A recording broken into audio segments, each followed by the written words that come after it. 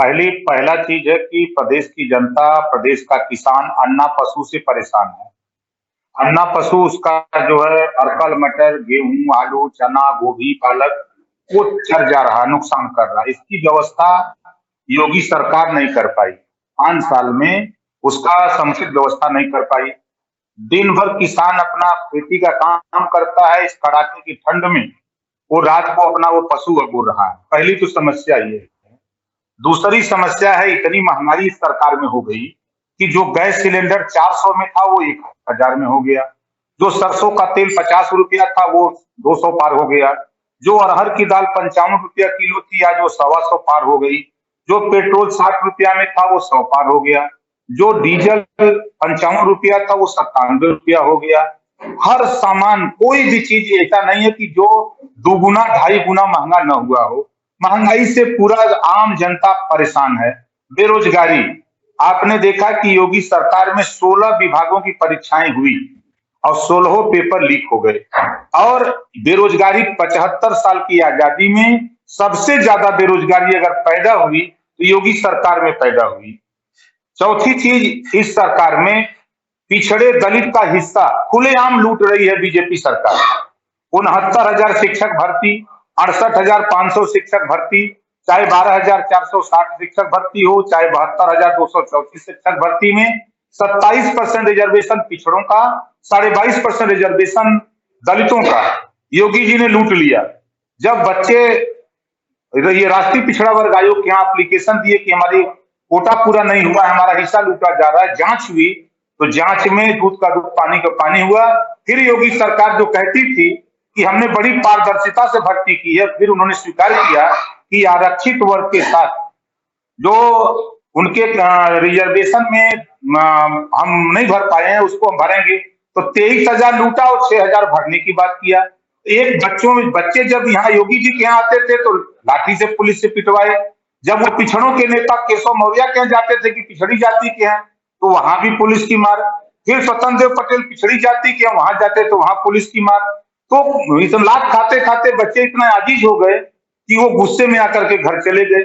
अब जब मैं सरकार में था तो 7 लाख बच्चे सामान्य वर्ग के थे, तो 700 करोड़ बजट अलॉट होता है और 25 लाख बच्चे पिछड़ी जाति के हैं तो उनको भी 700 करोड़ अलॉट होता है।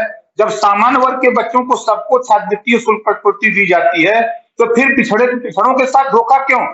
पिछड़ों ने मिलकर के सरकार बनाई, पिछड़ों के बल पे उत्तर प्रदेश में सरकार बनी और उनके साथ अन्याय। 1700 थाने हैं, आप एक एक जिले को अगर देखेंगे तो बनारस में 26 थाने, 26 थाने में एक थाने पर बैकवर्ड है, एक थाने पर शेड्यूल कास्ट। क्या यही हिस्सेदारी है पिछड़ों की? 1700 थाने में हिस्सेदारी नहीं है, 826 ब्लॉक है उसमें हिस्सेदारी नहीं, 350 तहसील, 75 जिले, 18 कमिश्नरी, उसमें हिस्सेदारी नहीं मिल रही है।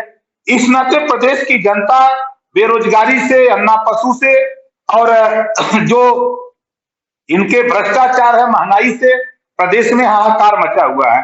जब हम लोग जनता के बीच में गठबंधन करके गए अखिलेश जी से, तो जब हम लोगों ने कहा कि हम जातिवार जनगणना कराएंगे, 90 साल हो गया जातिवार जनगणना नहीं हुई, तो जनता इसका स्वागत कर रही है। जब हम लोगों ने कहा कि 300 यूनिट बिजली हम फ्री देंगे 5 साल, तो जनता इसका स्वागत कर रही है।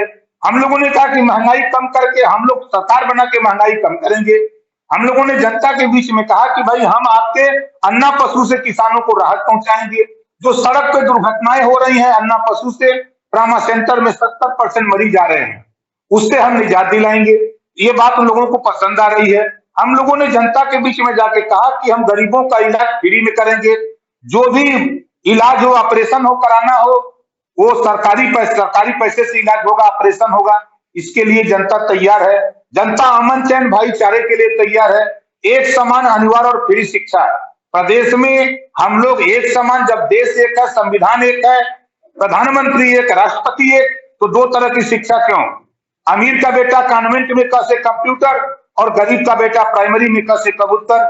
ये 2 तरह की शिक्षा नहीं, अब एक समान शिक्षा होगी, अनिवार्य शिक्षा होगी, स्नातकोत्तर तक फ्री शिक्षा देंगे। इसका भी जनता स्वागत कर रही है। उसके बाद जनता के बीच में जब हम लोगों ने अपनी बात को रखा कि भाई हम लोग आप सरकार बना करके जो प्रदेश में नफरत की राजनीति हो रही है, जो ऊंच नीच की खाई पाट दी गई है, हम इससे निजात दिलाएंगे, भाईचारा मिलत देंगे, तो जनता इसका स्वागत कर रही है।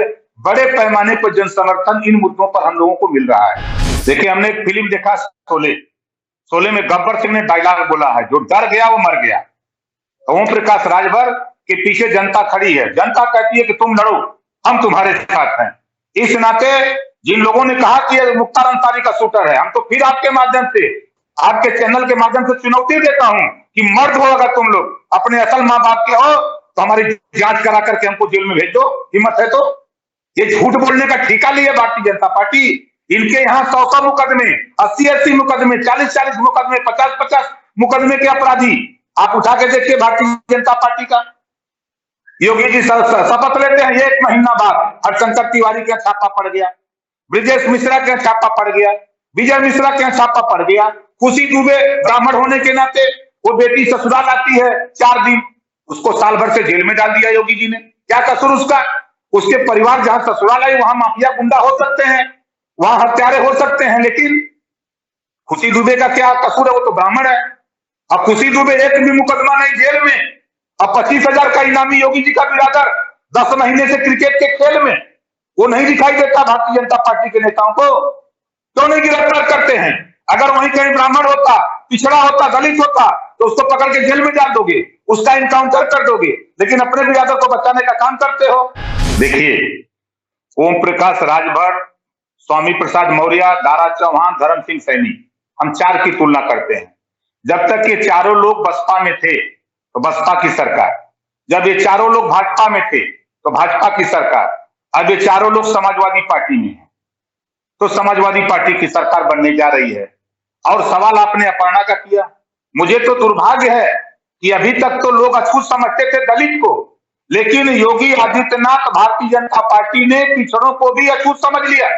जब योगी आदित्यनाथ जी मुख्यमंत्री की शपथ लिए, जब मुख्यमंत्री आवास पे गए, तो अखिलेश यादव जी वहां बैठे थे और गंगा जल से धुलवाया था।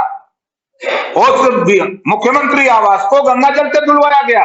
हम जेपी नड्डा से पूछते हैं आपके माध्यम से, लक्ष्मी शंकर वाजपेयी से पूछता हूं, लक्ष्मीकांत वाजपेयी से, हम पूछता हूं स्वतंत्र देव पटेल से, अपर्णा यादव को किस गंगा जल से धोए हो?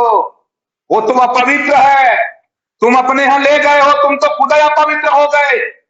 किसी को छूना मत, नहीं पूरा देशवा छूट हो जाएगा। पहले उसको पवित्र करो, तब अपने यहां उसको बैठाओ कमरे में, नहीं तो तुम्हारा पूरा घर अपवित्र हो जाएगा। उस घर की वो बेटी है जिसको तूने अपवित्र माना था। अखिलेश यादव को अपवित्र मान करके तूने मुख्यमंत्री आवास धुलवाया है, तो पहले वो करो। और दूसरी बात, बेटी ससुराल में जब जाती है तो वहां जब झगड़ा उगड़ा होता है, गुस्साती है, तो वो ससुराल चली जाती है। फिर ससुराल जब रह लेती है महीना 2 महीना, फिर उसका गुस्सा जब ठंडा हो जाता है तो फिर वो ससुराल चली जाती है। ये भाजपा को लोग बेमतलब तक चिल्ला रहे हैं।